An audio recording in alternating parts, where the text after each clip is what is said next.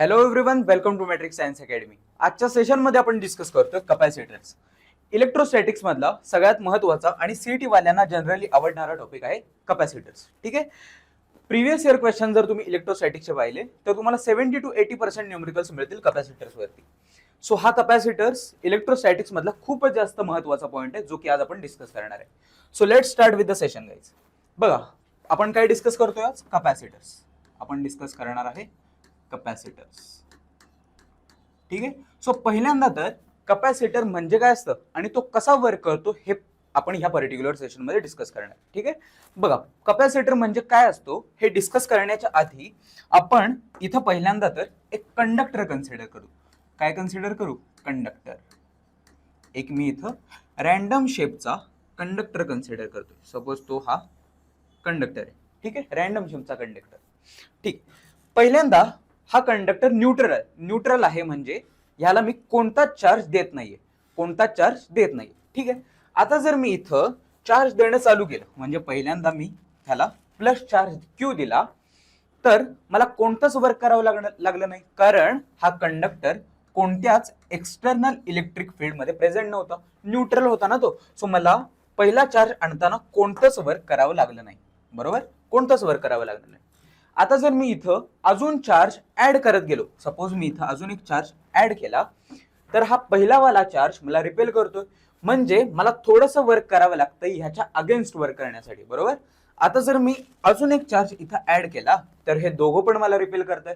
So हा charge add करण्यासाठी मला अजून जास्त वर्क करावं लागतंय. आता जर मी इथं चौथा चार्ज ऍड करण्याचा प्रयत्न केला, बघा चौथा चार्ज जर मी इथं ऍड करण्याचा प्रयत्न केला तर हे तिघं पण मला रिपेल करतायत. सो सगळ्यात जास्त मला इथं ऍड करताना वर्क करावं लागणार आहे. सो समजतंय का? जसा जसा मी या सिस्टीम वरतीचा चार्ज ऍड करतोय तसं तसं मला जास्त वर्क करावं लागतंय. आणि जसं जसं मला जास्त वर्क करावं लागतंय तसं तसा माझा पोटेन्शियल वाढतोय. आता तुम्ही म्हणाल कसा? तर मला माहितीये पोटेन्शियलचा फॉर्म्युला काय असतो रे? Work done per unit charge. बरोबर. आता मी या सिस्टीम वरती या कंडक्टर वरती चार्ज ऍड करतोय म्हणजे चार्ज वाढतोय. बरोबर. आता चार्ज ऍड करताना मला वर्क वाढवत जावं लागतंय. बरोबर. वर्क माझं वाढतंय, वर्क मला जास्त करावं लागतंय. सो वर्क जर मला जास्त करावं लागत असेल तर माझा पोटेन्शियल वाढेल. बरोबर. सो इथून तुम्हाला समजेल की चार्ज जर मी वाढवला तर माझा वर्क वाढतंय आणि वर्क वाढल्यामुळे माझं पोटेन्शियल वाढतोय, म्हणजे charge is directly proportional to potential. बरोबर. जसं जसं मी चार्ज वाढवणार वर्क वाढणार, वर्क वाढल्यामुळे पोटेन्शियल वाढणार. Simple. So charge is directly proportional to potential. ठीक आहे. आता हा जो मी चार्ज या सिस्टीम वरती ऍड करणार आहे त्याचं पर्टिक्युलर काहीतरी लिमिट असणार आहे. लिमिट असणार आहे म्हणजे काय? सपोज या सिस्टीमला मी पूर्ण असा चार्ज देऊन टाकला,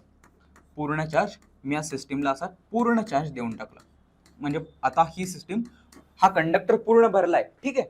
आता जर मी इथं अजून एक पण चार्ज आणण्याचा प्रयत्न केला, मी इथं सपोज हा पिंक वाला चार्ज आणण्याचा प्रयत्न केला तर काय होईल? बघा, तर काय होईल? हे सगळे मला रिपेल करतील. बरोबर. सो हा एक चार्ज ऍड करण्यासाठी मला खूप जास्त वर्क करावं लागणार आहे, जे की पॉसिबल नाहीये.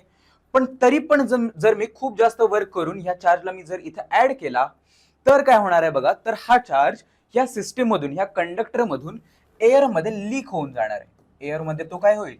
लीक होईल. आता का लीक होईल?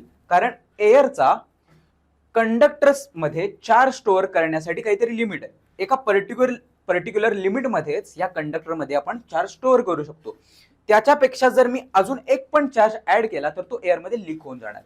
सो समजतंय का? चार्ज आपण जो कंडक्टर मध्ये स्टोअर करणार आहे त्याचं काहीतरी लिमिट आहे. एका पर्टिक्युलर लिमिट पर्यंतच आपण चार्ज स्टोअर करू शकतो.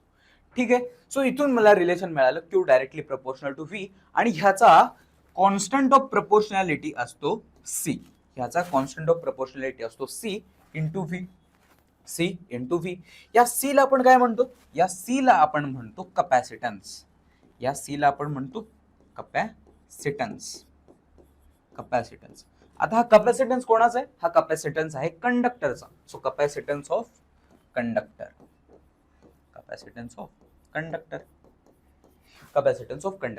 ठीक आहे. आता हा कपॅसिटन्स कोणावरती डिपेंड करतो? हा कपॅसिटर डिपेंड्स ऑन, बघा, दोन फॅक्टर्स वरती तो डिपेंड करतो.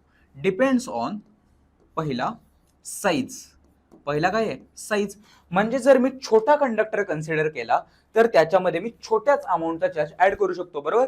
जर मोठा कंडक्टर मी कन्सिडर केला तर मी खूप जास्त चार्ज त्याच्यामध्ये ऍड करू शकतो. म्हणजे जेवढा जास्त साईज तेवढा जास्त माझा कपॅसिटन्स. समजते. बघा इथून तुम्हाला सी चा फॉर्म्युला काय मिळेल रे. बघा इथून तुम्हाला सी चा फॉर्म्युला काय मिळेल, क्यू बाय व्ही. सी चा फॉर्म्युला काय मिळेल तुम्हाला, क्यू बाय व्ही. सो जेवढा जास्त मी कंडक्टरचा साईज वाढवीन, जेवढा जास्त मी कंडक्टरचा साईज वाढवीन तेवढा जास्त मी इथं चार्ज ऍड करू शकेन, बरोबर. सो चार्ज जर वाढला तर कपॅसिटन्स वाढणार आहे. समजते. सो पहिल्यांदा तर कपॅसिटन्स कोणावरती डिपेंड करतो, साईज वरती. आणि सेकंड आहे मीडियम वरती. सेकंड आहे मीडियम. म्हणजे हा जो कंडक्टर आहे तो कोणत्या मीडियम पासून बनलाय आणि त्याच्या सराउंडिंग मध्ये कोणतं मीडियम आहे त्याच्यावरती ह्याचा कपॅसिटन्स डिपेंड करतो. ठीक आहे, इथंपर्यंत समजलं.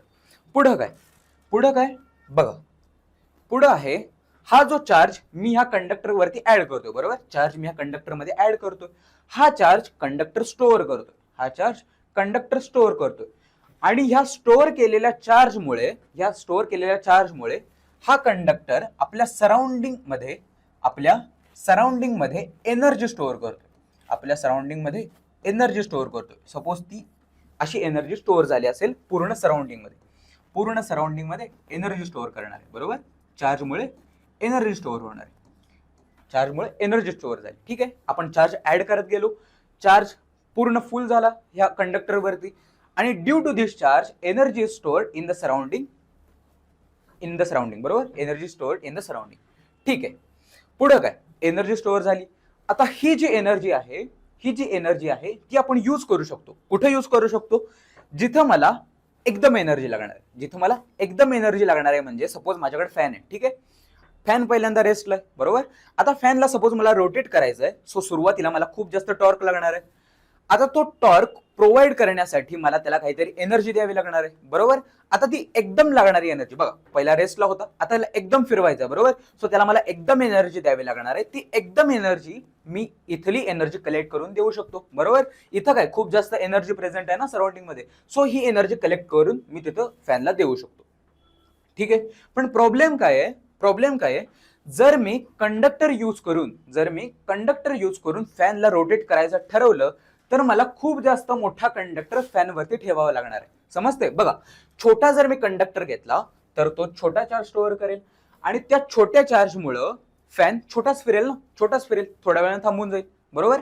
पण जर मला फॅनला पूर्ण फिरवायचं असेल तर मला खूप जास्त मोठ्या अमाऊंटचा कंडक्टर त्या फॅन वरती ठेवावा लागेल. म्हणजे तो चार्ज खूप जास्त स्टोअर करेल आणि जर त्यानं खूप जास्त चार्ज स्टोअर केला तर ती बेसिकली एनर्जी ती फॅनला देईल, बरोबर. आणि त्या एनर्जीमुळे फॅन रोटेट होईल. पण ते तर प्रॅक्टिकली पॉसिबल नाही. फॅनवरती आपण मोठे कंडक्टर ठेवू शकतो का रे, नाही ठेवू शकत ना. फॅनवरती आपण काय ठेवतो, एक छोटासा डिव्हाइस ठेवतो, त्याला आपण म्हणतो कपॅसिटर. बघा आतापर्यंत आपण काय बघितलं होतं, आतापर्यंत आपण कपॅसिटन्स बघितला होता. कपॅसिटर आपण अजून डिस्कसच केलं नाहीये. कपॅसिटन्स हा तर कपॅसिटरचा रेशो असतो, क्यू बाय व्ही चा तो रेशो असतो. म्हणजे तो आपल्याला सांगतो की चार्ज वाढल्यानंतर आणि पोटेन्शियल कमी जास्त झाल्यानंतर सी काय होते ते आपल्याला तो सांगतो, बरोबर. सो जर मला बघा कंडक्टर यूज करून जर मला फॅनला रोटेट करायचं असेल, ऍप्लिकेशन बघा एक एक्झाम्पल मी कन्सिडर करतोय, फॅनला रोटेट करायचं असेल तर कंडक्टर यूज करून ते करणं तर पॉसिबल नाही, कारण कंडक्टरला आपण फॅनवरती मोठे कंडक्टर ठेवू शकत नाही. सो इथं मला काहीतरी टेक्निक करावी लागेल सो दॅट फॅनवरती छोट्या एका कम्पॅक्ट साईज मध्ये, बघा इथं एनर्जी होती ती मोठ्या अमाऊंट मध्ये होती. झिरो पासून इन्फिनिटी पर्यंत लांबपर्यंत एनर्जी स्प्रेड झाली होती, बरोबर. पण आपल्याला छोटा अमाऊंट मध्ये एनर्जी पाहिजे सो दॅट तो छोटा डिव्हाइस मी फॅनवरती ठेवीन आणि फॅन रोटेट होईल, बरोबर. सो अशी काहीतरी मला टेक्निक करावी लागणार आहे सो दॅट माझा साईज पण कमी होईल आणि कमी साईज मध्ये माझा चार्ज वाढेल आणि माझा पोटेन्शियल कमी होईल. बघा हे झालं तर काय होईल, बघा चार्ज वाढला आणि पोटेन्शियल जर कमी झाला तर बघा C inversely proportional to V आहे. सो व्ही जर कमी झाला तर माझा कपॅसिटन्स अजून वाढणार आहे, जे की मला पाहिजे, बरोबर, रोटेट करण्यासाठी. कंडक्टर मध्ये प्रॉब्लेम काय होतोय, कंडक्टर मध्ये मी चार्ज स्टोअर करतोय. चार्ज मी सपोज मी फॅनवरती मोठे मोठे कंडक्टर ठेवले, ठीक आहे, माझा चार्ज वाढणार आहे, पण चार्ज वाढल्यामुळे माझा पोटेन्शियल पण वाढतोय, बरोबर. सो व्ही जर वाढला तर सी कमी होणार आहे ना, सो म्हणून मी कंडक्टर यूज करू शकत नाही. सो त्याच्यासाठी मला एक नवीन टेक्निक करावी लागणार आहे. ती टेक्निक यूज करून जे आपण डिव्हाइस बनवतो रे त्याला आपण म्हणतो कॅपॅसिटर. ठीक आहे, आता ती नवीन टेक्निक काय आहे तेच आपण या वर्किंग मध्ये बघणार आहे. बघा, कॅपॅसिटर म्हणजे काय असतं ते आता आपण बघू. कॅपॅसिटर म्हणजे काय असतं? कॅपॅसिटर एक असा डिव्हाइस असतो जो की आपण त्या फॅनवरती ठेवू शकतो. त्या फॅनवरती ठेवल्यामुळं तो छोट्या साईजमध्ये मोठा चार्ज स्टोअर करेल ऍट लोअर पोटेन्शियल. समजते? म्हणजे माझा कॅपॅसिटन्स वाढेल. सो ती टेक्निक आपण कशी करणार आहे तेच आपण या कॅपॅसिटरच्या वर्किंग मध्ये बघू. काय करणार? ठीक आहे, बघा काय करायचं आपण. सपोज मी अजून एक कंडक्टिंग प्लेट कन्सिडर केली. सपोज ही आहे कंडक्टिंग प्लेट. समोरून जर तुम्ही बघितलं तर ती अशी लाईन दिसेल ना, कंडक्टिंग प्लेट आहे. ठीक आहे, आता ह्या कंडक्टिंग प्लेटला मी सपोज क्यू चार्ज दिला, क्यू अमाऊंटचा चार्ज दिला. ठीक आहे, याला क्यू अमाऊंटचा चार्ज दिला. ठीक आहे, मला काय करायचं रे, मला कॅपॅसिटर हा एक डिव्हाइस बनवायचा आहे. तो काय करेल, चार्ज वाढवेल आणि पोटेन्शियल कमी करेल, बरोबर. आता तो कसा बनवायचा ते बघ. एक प्लेट घेतली, तिला चार्ज दिला. ठीक आहे, आता इथला कॅपॅसिटन्स मला किती मिळेल बघा. कॅपॅसिटन्सचा फॉर्म्युला काय असतो? Capacitance is Q by V. So ह्या प्लेटला मी चार्ज दिला होता क्यू, आणि सपोज ह्या प्लेटचा पोटेन्शियल असेल व्ही. सो कॅपॅसिटन्स काय मिळेल मला? C is Q by V. ठीक आहे, कॅपॅसिटन्स मिळाला. आता जर मी आता बघा मी काय करतोय, आता ह्या प्लेटच्या जवळ बघा, ही प्लेट होती, या प्लेटला मी क्यू चार्ज दिला होता. ठीक आहे, आता ह्याच प्लेटच्या जवळ जर मी अजून एक प्लेट आणली, या प्लेटच्या जवळ मी अजून एक प्लेट आणली, पण ही प्लेट कशी आहे? ही प्लेट आहे न्यूट्रल प्लेट. बघा, या प्लेटला मी चार्ज क्यू दिला होता, या प्लेटला मी कोणताच चार्ज देणार नाही. समजते? न्यूट्रल प्लेट आहे, कोणताच चार्ज नाही. ठीक आहे, असं केल्यामुळे झालं काय, तर पहिल्या प्लेटला मी क्यू चार्ज दिला होता. सो प्लस क्यू ह्या प्लेटवरती हा चार्ज असा डिस्ट्रीब्युट होईल. ठीक आहे, आता ह्या प्लस चार्ज मुळे काय होईल, ह्या न्यूट्रल प्लेटवरचे इलेक्ट्रॉन्स पलीकडे येतील. असे पलीकडे येतील, बरोबर. असे मायनस इलेक्ट्रॉन मायनस असते ना, सो मायनस वाले असे पलीकडे येतील, कारण का इथं प्लस आहे ना, सो प्लस कडे ते अट्रॅक्ट होतील, असे पलीकडे उडी मारून जातील. ठीक आहे, मायनस वाले. आता मायनस वाले जर पलीकडे गेले तर पॉझिटिव्ह चार्ज बाहेर राहणार आहे. पॉझिटिव्ह वाले राहिले बाहेर. ठीक आहे, पॉझिटिव्ह वाले राहिले बाहेर. आता ह्याच्यामुळे झालं काय बघा, प्लेट न्यूट्रल होती, अजून पण ती न्यूट्रलच आहे. मायनस प्लस कॅन्सल होतील आणि प्लेट न्यूट्रलच बनणार आहे. ठीक आहे, पहिला एक प्लेट घेतली, तिला चार्ज क्यू दिला, त्याच्या शेजारी जर आपण एक प्लेट ठेवली तर त्या प्लेटवरचे इलेक्ट्रॉन्स असे पलीकडे जम्प होतील, कारण इथं आहे पॉझिटिव्ह चार्ज, बरोबर. आणि राहिलेले प्लस वाले या बाजूला शिफ्ट होणार. ठीक आहे, असा सिच्युएशन आता मला मिळालं. ठीक आहे, मला काय करायचंय रे, मला एक असा डिव्हाइस बनवायचा आहे ज्याचा चार्ज तर जास्त असणार आहे पण पोटेन्शियल कमी असेल, म्हणजे माझा कॅपॅसिटन्स वाढेल, बरोबर. आता ते कसं करायचं ते आपण ह्या स्टेप मध्ये बघू. आपण काय केलं होतं, ही प्लेट चार्ज दिला, दुसरी प्लेट आणली न्यूट्रल प्लेट, तिचे इलेक्ट्रॉन्स इकडे जम्प झाले, प्लस वाले चार्ज बाहेर राहिले. ठीक आहे, आता काय करतो मी, आता ह्या प्लेटला न्यूट्रल प्लेटला जर मी बाहेरच्या बाजूने ग्राउंड केलं, ग्राउंड केलं म्हणजे अर्थ केलं म्हणजे झिरो पोटेन्शियल. अर्थला आपण झिरो पोटेन्शियल कन्सिडर करतो. ठीक आहे, सो ह्या बाहेरच्या प्लेटला जर मी ग्राउंड केलं तर हा प्लस वाला जो चार्ज आहे तो ड्रेन होऊन जाईल. बघा, इथं पोटेन्शियल आहे झिरो, सो हे प्लस वाले चार्ज सगळे असे खाली निघून जातील, बरोबर. सो आता ही प्लेट कशी दिसेल, दिसणार आहे बघा. आता ही प्लेट कशी दिसेल, कलर चेंज करतो. ही प्लेट होती, चार्ज होता क्यू, ह्याच्यावरती कोणते चार्जेस होते, plus plus plus plus plus plus plus plus, बरोबर.